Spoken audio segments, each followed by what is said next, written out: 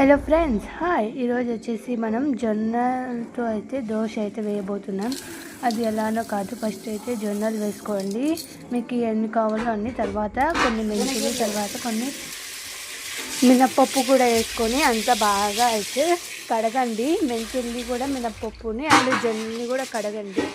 కడిగిన తర్వాత మనం 24 hours అయితే దాన్ని నానబెట్టాలి.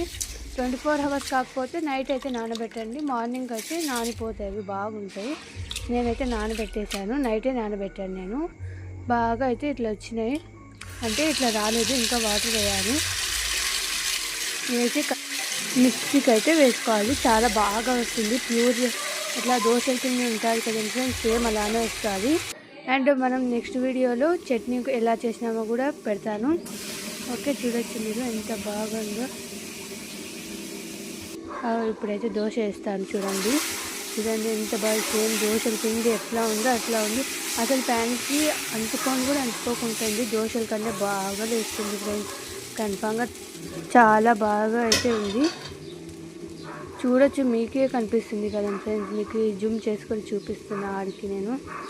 బాగా అయితే లేవడం మాత్రం బాగా లేస్తుంది ఫ్రెండ్స్. మీరైతే కన్ఫామ్గా ట్రై చేయొచ్చు.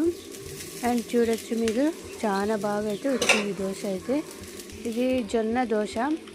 ఇదైతే కన్ఫామ్గా ట్రై చేయండి. ఎవరికైనా రాకపోతే నాకు కామెంట్ చేయండి. మాది ప్యాన్ వేరేది, అందుకు నేను చెప్తాను, లేస్తారో మీకు లేదు. కానీ మాది గ్రానైట్ ప్యాన్ అంటారు కదా ఫ్రెండ్స్, అది మామూలు ప్యాన్ మీద కూడా లేస్తాదిలేండి. ట్రై చేయండి, హెల్తీ చాలా మంచిది కూడా. చూడొచ్చు ఎంత మంచిగా ఉందో.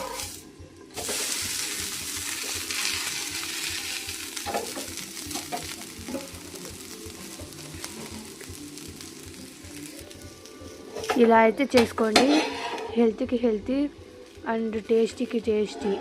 అండ్ నెక్స్ట్ అయితే చట్నీ వీడియో అయితే పెడతాను, చూడండి. దీంట్లో ఆ చట్నీ కాంబినేషన్ చాలా బాగుంది. ఇంకా సబ్స్క్రైబ్ చేయకుండానే చూస్తున్నారు, సబ్స్క్రైబ్ చేయండి.